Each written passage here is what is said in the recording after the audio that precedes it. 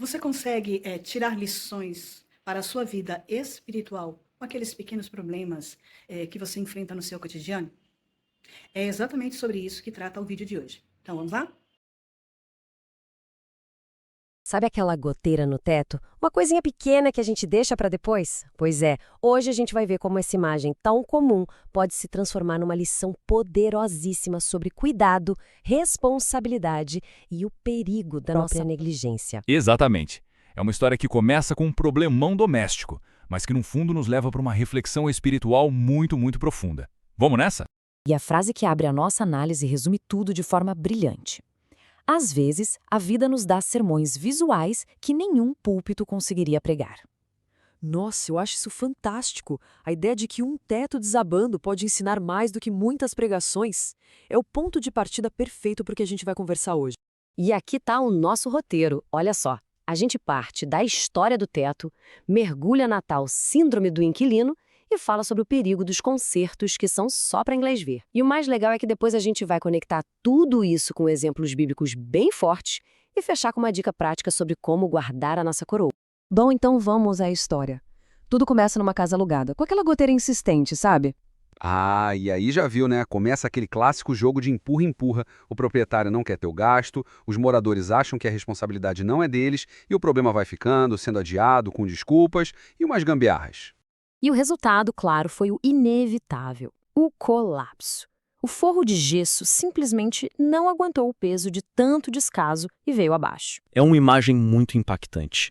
E é daí que nasce a primeira grande lição. Como é que nós lidamos com a nossa própria estrutura interna? E essa história nos leva direto para o primeiro conceito que a fonte apresenta, que é genial: a síndrome do inquilino. É uma ideia fascinante mesmo, porque ela mostra como a gente aplica essa mentalidade de isso não é problema meu, de um jeito super perigoso na nossa vida espiritual. A mentalidade de inquilino é basicamente transferir a responsabilidade para Deus, não é? A gente reclama da ansiedade, do desânimo, mas fica esperando que a solução caia do céu. E isso. Só que a realidade bíblica é a outra. A palavra diz que nós somos o templo. A negligência não afeta um dono que está longe.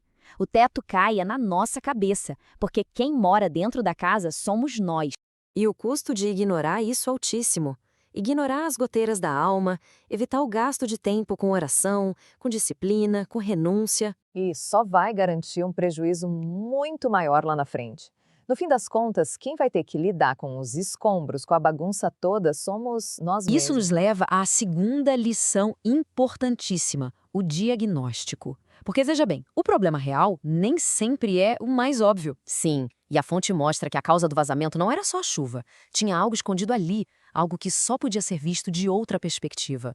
E o diagnóstico foi surpreendente. Olhando de baixo, o telhado parecia normal.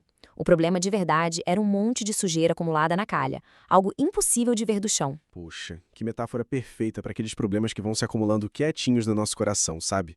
Bem debaixo da superfície onde ninguém vê. Exato. E isso aponta para um caminho muito prático. Ninguém consegue subir no próprio telhado sozinho. A gente precisa de comunidade, de pessoas de confiança. Que nos ajudem a enxergar onde é que a calha do coração entupiu. Um diagnóstico bem feito, com ajuda, pode impedir que um probleminha vire uma destruição completa da estrutura. E depois de um bom diagnóstico, vem o conserto. Mas é aqui que a gente entra na terceira lição, que alerta sobre o perigo das soluções fáceis. O famoso jeitinho brasileiro, né?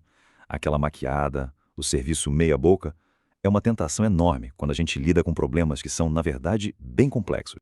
E a imagem que a fonte usa é perfeita. Tentar cobrir um pecado não confessado ou um trauma com uma camada de tinta de religiosidade é a mesma coisa que pintar uma parede mofada.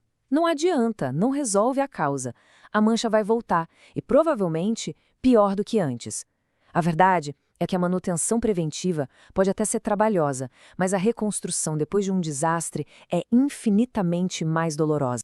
E o mais interessante é que essa dinâmica de negligência que leva ao colapso não é um problema só dos nossos tempos, não. De jeito nenhum. A Bíblia está cheia de exemplos de pessoas que ignoraram as goteiras em suas vidas e, por causa disso, pagaram um preço altíssimo. Isso é fascinante mesmo. Mas essa mentalidade de conserto rápido, de negligência, é algo moderno? Ótima pergunta. E a resposta é que esse padrão é tão antigo quanto a humanidade. A Bíblia, na verdade, nos dá vários estudos de caso sobre o preço de ignorar a manutenção espiritual. Pensa em Sansão, por exemplo. Ele foi ignorando as pequenas goteiras, as pequenas concessões morais. E o resultado a gente conhece: o desabamento total da sua força, da sua visão e da sua vida. Exato. Ou Saul, que tentou maquiar a desobediência com rituais religiosos, um típico concerto superficial. E o que aconteceu? Perdeu o reino. E Geazi, que escondeu a ganância no coração, mas essa sujeira se tornou visível para todo mundo na forma de lepra. São exemplos muito fortes de que o problema interno sempre acaba aparecendo do lado de fora.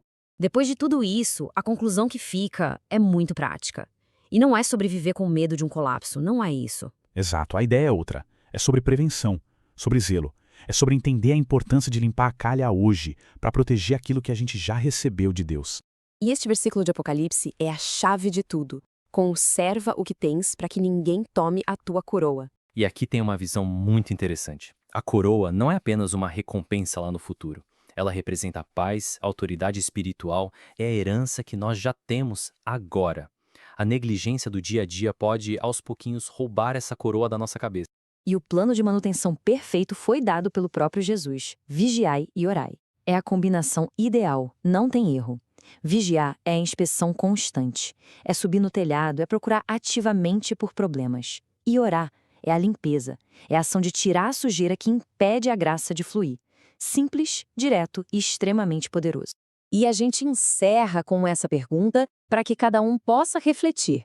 Depois dessa análise toda, a questão que fica é: que goteira pode estar sendo ignorada na nossa própria estrutura hoje? Qual é aquela área que está precisando de manutenção antes que se transforme num problema muito maior? É uma pergunta que vale a pena fazer. Olha, reflexões como essa são importantes e podem